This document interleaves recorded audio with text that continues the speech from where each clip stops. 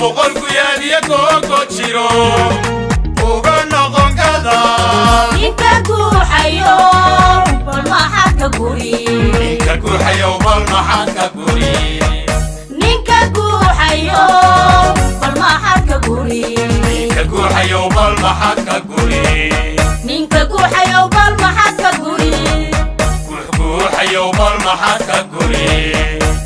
daawadayaal ku soo dhawaada barnaamij gaar ah oo aanu ku eegi doono sidii magaalada Gabiley ee caasimadda gobolka Gabiley looga xusay xuska maalinta qaran ee 18 May ee ku beegan sanad gureys 30 ka soo wareegtay markii Soomaaliland madax banaanideeda kala soo noqotay midowgii Soomaaliya 18 May 1991 maantana la joogo maalinkeedii inkastoo guhad cada iyo gedood inkastoo guhad cada iyo gedood kudiloo irkaday gacmo wada jiriyo go'aan shacbiye miyuu hadal guracani ku shaceelin karaa ibagabay maxid buu garabsin karaa magafahadan kuidha gufe baylahdadan godhan ubaadoon isodhan iskalonilehe u guntaday iskii ubaadoon isodhan iskalonilehe u guntaday iskee nintiisii bagabay maxid buu garabsin karaa magafahadan kuidha gufe baylahdadan godhan ubaadoon isodhan iskalonilehe u guntaday iskii ubaadoon isodhan iskalonilehe u guntaday iskee argoyo taladu ku goy haddu boqol ku yaadiya koko jiro uga noqon kada ninka ku hayo bal maxad ka guri ninka ku hayo bal maxad ka guri ninka ku hayo bal maxad ka guri ninka ku hayo bal maxad ka guri ninka ku hayo bal maxad ka guri argoyo taladu ku goy haddu boqol ku yaadiya koko jiro uga noqon kada ninka ku hayo bal maxad ka guri ninka ku hayo bal maxad ka guri ninka ku hayo bal maxad ka guri ninka ku hayo bal maxad ka guri ninka ku hayo bal maxad ka guri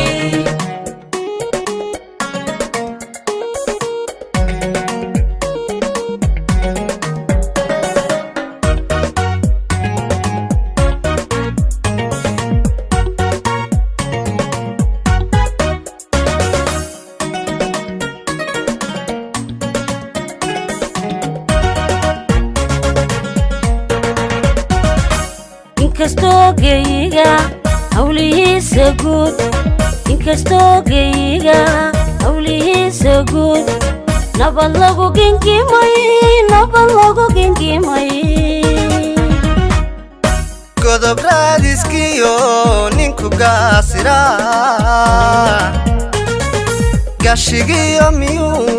gashigiyo miyuu gallad ku qiraa inkastoo geyiga hawlihiisa guud inkastoo geyiga hawlihiisa guud nabad lagu gingimay godob raadiskiyo ninku gaasira gashigiyo miyuu gallad ku qiraa intiisii bagabay maxid buu gandhaarisu geli karaa على قارهم وياها كبلن وما تقرب ستو midaysan gabi iyo ruux kafaaka la guri karaa midaysan gabi iyo ruux kafaaka la guri karaa qarankoodiyo taladu ku go'ay hadduu boqorku yaal iyo googo jiro uga noqon kadaa ninka guuxayo bal maxaad ka guri ninka guuxayo bal maxaad ka guri ninka guuxayo bal maxaad ka guri ninka guuxayo bal maxaad ka guri ninka guuxayo bal maxaad ka guri qarankoodiyo taladu ku go'ay hadduu boqorku yaal iyo googo jiro uga noqon kadaa ninka guuxayo bal maxaad ka guri ninka guuxayo bal maxaad ka guri ninka guuxayo bal maxaad ka guri ninka guuxayo bal maxaad ka guri ninka guuxayo bal maxaad ka guri guuxayo bal maxaad ka guri ninka guuxayo bal maxaad ka guri Somaliland عرضنا النهاي نبدك عيدينا إن العيد نذر لنهي جيسي عرعرا إن أنا عجلت ليري دقال ليه عسيني من عبري بوقرنيا وعكان مرينا عالنك يعيد الحرويو حرويو عالنك عودنا عالنك يعيد حروي عالم كبير عالم كبير عالنك والقمع عيد قارن مياها هويدا هويدا عالم كبير عالم كبير عالنك والقمع عيد قارن bishamay markay tahay 18 bari bishamay markay tahay 18 bari bandhiginan samaynan ballanada ku qaadno wa bishan xorowne calankeena loo bogay bisinkiya quraankii bogal lagaga daabacay kababaday dalkeeno wa bishan xorowne qudcadii hubaysnayd booliga xalaashaday ka baxeen dalkeeno wa bishan xorowne berberiyo hargeysiyo booramiyo gabilay buladiiyo lowgii calankeena loo bogay bisinkiyo quraankii bogal lagaga daabacay kababaday dalkeeno wa bishan xorownaye burcayo sanaagiyo buhoodlaiyo sool badhaniyo xuduudada calankeena loo bogay bisinkiyo quraankii bogal lagaga daabacay kababaday dalkeeno waa maalintii tabasho iyo taabo laga seexday waa maalintii cadow tashaday looli laga tuuray waa maalintuu kaligitalistuusa ku hungoolay waa maalintii tacabla lama taabka lagu qaaday waa maalintay tagay dhashay tarantay maandeeq lixdankii ninkii ugu tuntaan weli la tahaaye taariikhda kii iga nushaan weli la tahaaye ninkii talada iga laaday baan weli la tahaaye ninkii koonfur igu tacadiyaan weli la tahaa ninkii muruqa iga toogtay baan weli la tahaaye ninkii midigta iga taaway baan weli la tahaaye dhalinyarada maanta xornimo tabiba maysaane taadhigu intuu ugu weeyay tabiba maysaane haddii aad tabaysaan ugu xumaro tahriibeene oo waalidkiiyo macallinkaba tacabashaabsheene haddii aad tabaysaan ugu xumaro tahriibeene dhalinyarada maanta xornimo tabiba maysaane tabcada naftiina u tashaday batala san wixii dhib la soo maray iyo dagaallo wixii la maray iyo adduunka wixii ka dhacay waa ninka maanta yidhi waa maalin madow maalinteeda dhiigka may ninkaasaa weliba loo doodayaa oo Somaliland qaybo ka mid u doodayaan waa miyaynu qaadanaa taasoo kale waa ragga maanta leh reero kala saaraya ee mutacalimiinta sheeganaya ee qaybiyey Somaliland ee qabiil u sheegay maynu ka aqbalnaa ninka maanta leh xasaanad buu leeyahay oo waa baarlaman ee maxaa xasaanadii lagama qaadin leh war xasaanadda halkuu ku leeyahay 26 Juun ayaan aqoonsanahay buu yidhi waa maalintii dowladnimada somalilan godka ku dhacday maalintuu aqoonsan yahay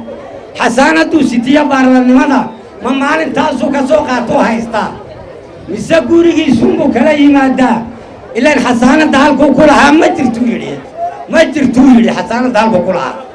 waxaa kaloo laga salaamayaa madaxweynaha jamhuuriyadda somalilan iyo saddexda golo qaran ee jamhuuriyadda somalilan waxaa kaloo laga salaamayaa halkan golayaasha qaranka halkan waxaa maanta aynu joognaa waa maalin weyn waa maalin taariikh leh waa maalintii 18 May waa maalintii lagu dhawaaqay somalilan nin kasta oo ka hadla oo sheega 26 Juun ayaa ka mudan annagu waxaan leenahay oo soo gaadhnay waxa ka mudan maalinta 18 May ayaa ka mudan waa maalintii la soo noqoshada ee lagu dhawaaqay maalintii somalilan dad badan oo meelaha ka hadla walaalka oo yiraahdo looba dhanayo waxay kaasaya dirab xubayo 18 May ilaahay madoobiyo waa maalin cad bal leh anu Allah ka madoobiyo ninka maalin madoob ku sheegay 18 May waa ayaantii dhabaraqsanay ee anagu xawaan ku jira anu ka soo baxnay ee noo iftiinka u soo baxnay ee nagu mahadino ciidanka qaranka haddii la xumeeyo dadweynaha intii isku raacay ciidanka ku wada tashatay ama boorma ku tashatay ama burca ku tashatay alxamdulillah leeyahay wuxuu waa maalin waqti oo xunu waxba ka tiri 18 May 18 May ummadii dooratay may dhimanin weli way nooshahay hadal lama geli karto maadaama dadkii xalaaleeyey ee qaatay intii badnayd baa joogto qoraalkeegiina la hayo maanta muran kama jiro mamana geli karo muran somalilan waa mid somalilan ha adkaysato hawsheeda maamulka dowladeeda jiraana ha ka adkaado sharciga oo sharciga hala mariyo dadka nin baa wuxuu qabi jiray islaan xoog weyn oo buuran buu qabi jiray islaan yaroo iska itaal darano jaarkaabaa ka dhammaanba weyne odaygiina u sheegta waxay ku tidhi islaanta jaarku iyadoo iga itaal daran baa weliba layga keli laaya isagoo islaantiisa dagaal u diidaya xoogna aan uga baqayn wuxuu ku yidhi iska dhaaf waxay kuugu gujinaysaa waa itaalliye taa ku ilooba munaasibadan qiimaha leh awgeed waxaynu salaan qiimalo u diranaa madaxweynaha jamhuuriyadda Soomaaliya madaxweyne ku-xigeenka golayaasha qaranka ciidamada qaranka asxaabta qaranka dhammaan shacabweynaha Somaliland meel ay joogaanba waxaanu leenahay cis iyo sharaf ku noolaada Somaliland waxaynu ognahay meesha laga soo bilaabay waynu ka wada warqabnaa taariikhdeeda maalintan waynu ka wada warqabnaa hadday tahay 1991kii isu tashigii ay beelaha Somaliland oo dhan u dhamaayeen ee lagu sameeyay maalinta 18 May laguna soo celiyay qarnimadii jamhuuriyadda Somaliland ilaa iyo maanta waxa socda dadaal iyo aad u weyn oo ay sameynayaan xukuumadihii kala dambeeyay waxaad ka warqabtaan dadaaladaasi aynu sameynano aynu isu tashanano waxay leeyihiin cadow fara badan maanta waxaad ka warqabtaan xaaladda aynu ku jirno horumarka gudaha iyo ka dibadduba aad iyo aad u wanaagsan yihiin horumarka ay dalka gaarsiisay xukuumaddii Axmed Maxamed Siilaayo horumarka ay sameynayso xukuumadda madaxweyne Muuse Biixi Cabdi iyadoo muddo kooban jirtay ee aad arkaysaa mashaariicaha waaweyn ee lagu dhisayo laguna tayeynayo qarannimada iyo dowladnimada ka warqabtaan ay ka mid tahay dardargelinta jidkii Ceergaabo ay ka mid tahay jidka aynu qiimaha weyn u hayno ee Berbera Kalabayd Hargeysa Kalabayd shaqada ka socota mashaariicaha waaweyn ee ogtihiin shaqo qaranta xukuumaddu dhalinyartu u samaysay waxbarashada iyo sida xukuumaddu u dhiirigelinaysa milyan bowgaaga oo bilaasha ardadii meel walba loogu geeyey waxaasoo horumara waxa inoo dheer horumarka dibadda ee siyaasadda arrimaha dibaddu ay samaynayso waxa maanta inala jooga waftigii ugu badnaa ee Somaliland kala soo qayb gala munaasabadda noocan oo kale ah taasoo ku timiday dadaalka xukuumadda iyo shacabka reer Somaliland ay sameynayaan waxaasoo dhan iyagoo cadowgeenu ka xun ayaa waxay libilaabeen dibindaabyadii ay awalba ku hayeen qarankan waxaad ka warqabtaan in dad maangaaba oo ka mida dadkeenna loo adeegsanayo si qaranka loo agardaameeyo waxaasi inaguma cusbo sidii horeba aynu u soo aragnay waxaynu leenahay xukuumadda baaq ugu diranaa waxaasi ma aqbali karno shacabka waxaynu leenahay meel adag ha laga istaago gacan biraha lagu qabto ninkii aan somalilan doonayn dee somalilan ha iskaga tago halkuu doonaya ha tago ra'yigiisa waa u xor somalilan way tashatay cidna ma rabto aan ahayn ama aan ku qanacsanayn walaalayaal waxaad arkaysaan shantii dowladeed oo soomaaliyeed 4 ka mid ah maanta hargeysa harsanaya oo iyagoo calamaan sitaa ishareero fadhiya oo isjecel oo is-ogol oo dowlado isjecel oo jaar oo wada shaqaysanaya waxaynala jooga dowlad deegaankeena Itoobiya waxaynala jooga dowladeena Kenya walaaladeenna Soomaaliyeed qayb ka mid ah waxaynala joogta dowladda Djibouti waxaynu nahay 4 Soomaaliyeed oo dowladooda calaamad haysta maxay u diiday koonfur inay iyagoo inoo ogol oo qarannimada inoo ogol oo Soomaalinimada ogol inay inta inoo aqoonsadaan iyaguna inoo soo ag fadhiistaan oo la noqdo 5 dowladood oo Soomaaliyeed oo calaamad gaar ah leh oo isku tiirsan oo isjecel oo qaramada midoobay soo ag fadhiistaan waxaan ugu baaqanaa war aqligu inuu ha shaqeeyo cadaawada haysaan iska daaya markaad walaaladii wax u ogolaataan bay tiinuna degi doontaa Allahu akbar Soomaaliya ha noolaato Soomaaliya ha jirto Soomaaliya cadawgeeda ha jabo walaalayaal reer Gabiley idinkuna noolaada ayaan leeyahay runtii qaranka jamhuuriyadda Soomaaliland 1999 markii lala soo noqday xurnimadii aynu ka qaadanay dowladda Ingiriiska waxaa jirtay tacab badan oo galay dhiig badan baa daatay dad badan baa la laayay hanti badan baa ku luntay Soomaaliland goboladeeda oo dhan runtii mushkiladaasi waxay dhalisay markii xubnimada lala soo noqday in la tashado oo lagu tashado in qaranka jamhuuriyadda Soomaaliland dibadda loo aaso oo laga go'o qarankii loo oran jiray Soomaaliya marka 28 sano waxay nagu taagan yihiin maalmo qiimo leh bay nagu taagan yihiin dadka dhalinyarada ee aan garanayn ee maanta Facebookyada kula kulmay in ay calaamad ka soo tabiyaan waxaan leenahay halkan iyo dhibaatada wixii loo soo maray wali waa moogtay marka qarankani wuxuu soo maray halkan adag oo qaraad ragga dhintay waxay u dhinteen oo shahiideen oo ummadaasi ay u burburtay oo dhaqaalahoodii loo burburiyay oo ay nidaamkii hore loo baabiyay in dadkaasi xorriyadda ku noolaado noloshoodana ay horumariyaan jiritaankoodana ay muujiyaan dowlad xor oo ayagu ay leeyihiin ay dhistaan marka waxaan leeyahay qarankeena ay ku faraadeegno dhalinyarada aan moogan ee aan halganka war u haynin waxaan leenahay way ku nasiib daro halgan iyo wanaagsan iyo waxa yeeshay nabad maanta lagu naaloolayo marka waxa keenay nabadda runtii Ilaahay waxaan ka rajaynaynaa in Ilaahay ictiraaf kale inoo soo dedejiyo inagoo isku duuban qarannimadeena iyo dadnimadeena iyo walaalnimadeena inay ilaashano ayaan idinku moorinayaa 18 May inay nagu fahanno Soomaaliland oo dhan baale cid gaar u lihi ma jirto 18 May ummadda ku nool maabka ama khariidada Soomaaliland leedahay ayaa ku tashaday oo la baxay oo maalinta ku heshiisa marka waa in nin walba aqligiisa ku jira qof laga leeyahay 18 May ma jiro inaan taa dhalinyartu la ogaato waxa kale oo inta ku daraya waxay noo suurto gelisay uu lahay sabab uga dhigay ummadda ku wada nool deegaanada Soomaaliland inay ku wada noolaadaan waa astaantay samaystay 18 May inay waxbarashada ku midoobaan inay dhaqaalaha ku midoobaan inay ganacsiga ku midoobaan dabadeetana 28 sano ku soo gaadhay waxa weeye markaa waxa laga yaabaa wax waliba markay muddo socdaan way ka soo dhaxbaxaan waxba ka soo dhaxbaxa markaa wax way ka soo dhaxbixi karaan laakiin waxa weeye majority defeats minority inagu mar walba waxaan leenahay 18 May ha noolaato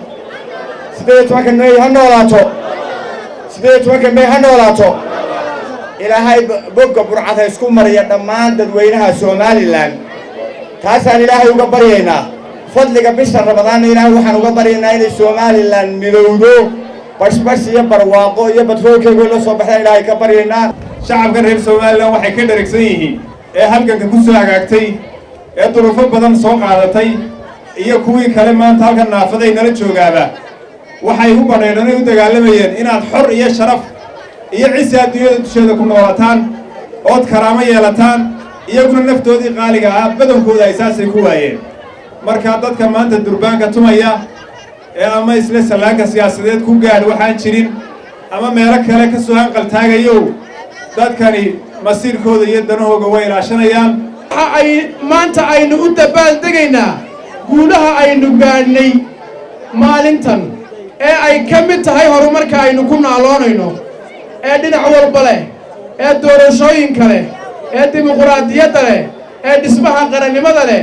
ee nabadgelyada leh taasaynu maantaoo kale u dabaaldegnaa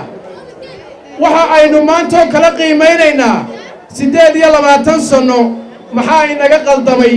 maxaa inoo saxsamay dariiqii saxda ahaa somalilan ma haysaa waynu isku qiimaynaynaa maantaoo kale waxaynu xasuusinaynaa dhallinyaradeenna aan maalintan muxuu ahaye war badan u haynin aan maalintan xogteeda haynin inaynu dhallinyaradeenna iyo barbaarteenna ku baraarujinno maalintan iyo halgankii loo soo maray iyo nafihii loo huray inaynu ku baraarujinno qiimahaasay walaalayaal inoo leedahay inaynu maalintan oo kale sannad walba xusno 18 May walaalayaal dowladnimada waxaa la yidhaahdaa waa laba shay waa raasamaal iyo ribix ama waa raasamaal iyo faa'iido raasamaalku waa nabadgelyada waa qarannimada waa midnimada waa dowladnimada faa'iidaduna waxa weeyaan masabka iyo kuraasta walaalayaal qarannimada waynu ilaashanaynaa iyo raasamaalka somalilan oo nabadgelyada iyo midnimada iyo wadajirka ah waynu ilaashanaynaa ribixa iyo faa'iidada oo kuraasta iyo masabka ahna waa ku tartamaynaa labadaas walaalayaal yaanay iskaga keen qadamin reer somalilan 20 sano kadib horumar badan bay somalilan gaadhay oo dhan kasta ah oo arrimo dibadeed iyo arrimo gudeedba leh walaalayaal taasi waxay sababtay inay somalilan cadow badan yeelato cadowgaasi inta badan waxa uu adeegsadaa dad inaga mida oo ka mida qaybaha kala duwan ee bulshada sidii laga dhawaajiyey dhallinyaradu ka mid tahay siyaasiyiintu ka mid yihiin marmarka qaar culimmadu ka mid tahay waxaynu u baahannahay inaynu ka feejignaanno somalilan dibindaabyooyinka loo dhigayo iyo falalka yaryare ay cadowgu maleegayaan kala qaybin maayaan oo burburin maayaan oo wayna midaynayaan taasaynu u sheegaynaa waxaynu maanta u dabaaldegaynaa 28 guuradii 18 May ayaynu dib ula soo noqonnay madax bannaanideenna 1991 waxaa kaloo farxad labaadii ah maanta inaan joogo gobolkii Gabiley oo aanu qirsannahay inuu ka mid ahaa lafdhabartii halgamaagii SNM ee maanta sababta u ahaa inaynu xornimadan maanta ku naaloono gobolkan Gabiley waxaa hubaal ah oo taariikha inuu ahaa gobolladii gobolkii ugu adkaa wakhtigii halganka waxaa la sheegaa 18 qof oo isku qoysa oo walaal iyo ilmaadeera inay dagaaladii aynu kaga hortegaynay taliyihii maxamed siyaad bare halkan ay ku dhinteen way yar tahay gobol kale oo 18 qof oo isku qoysi ay ku dhintaan aad iyo aad baan waxaan jecelahay maanta inaynu xusno taariikhdooda haddaynu ilowno waxaanu noqon doonaa ummadaan jirin dadkaasi maxay u dhinteen waxay u dhinteen maanta quruxda iyo dhallinyarada xor ah ula-aadankuna waxa la geesiguna ma dhinto geesigu markuu gaadho wuxuu u socday waxa weeye waxay dhahdaan gaaladu gaayna fadhaay macni waxa weeyaa ninka geesigii ma dhinto waxaan jecelahay inaan aad iyo aad idinku hambalyeeyo idinku bogaadiyo idinku duceeyo inuu ilaahay uu intii naga dhimatayna u naxariisto inta noolla horumarkaa iyo barwaaqada iyo nabadgelyada inoo siyaadiyo marka ugu horraysa halkan saaka waxaynu iskugu nimid inaynu isku hambalyayno sannad guurada 28aad ee ka soo wareegtay markii aynu xornimadeennii la soo noqonnay inaynu isku hambalyayno waannu idin hambalyaynaynaa dhammaantayo reer Gabiley haddii tihiin waannu idin hambalyaynaynaa hambalyaannu idin leenahay si sharaf leh oo wanaagsan ayaa uga soo qayb gasheen waxaan doonayaa inaan dhallinyarada aan ogayn halgankaasi wuxuu ahaa in ay bartaan oo iskuullada ku bartaan oo ay qiimeeyaan halganka aabbayaashooda iyo hooyooyinkooda ay u soo mareen ee lagu dhaliyey 18 May lagu dhaliyey inay gartaan baa muhiima haddii aad garan weydaan muhiimadda ay leedahay waxay ka dhigan tahay xornimadiinna ma garanaysaan waxa loo soo maray dabeetana waxa suuragal ah in cadowga somalilan idinka faa'iidaysto aqoon darrida ah u qabtaan maalintaas iyada ah dhallinyaradu ilaaliyayaal qaranka ilaaliya security ina noqotaan wax alliyaala waxayna yeelayo oo dhan inaad ogaataan oo ka soo horjeedaan baa la doonaya maalintaasi iyada ah waxaan ku xusuusannaa horumarka la gaadhay boqolaalka kun ee arday ee iskuullada dhigataa kumankumka iyaguna jaamacadaha dhigtaa faa'iidada aynu ka hellay weeyaan xornimadaynu dib ula soo noqonnay ciidankeenna ilaa meel walba jooga ee maantayna daafacayaynu ku seexanno waa faa'iidada 18keeda aynu ka hellay weeyaan baryahan waxaa jira niman aqoon-yahano isku sheega oo doonaya waddanka inay qaybiyaan aqoontu sideedaba aqoonta wanaagsani waa ta dal dhista ta dal lagu dumiyo ma aha ninka aqoon-yahan sheeganaya ee dadka kala qaybinaya ee somalilan kala qaadqaadaya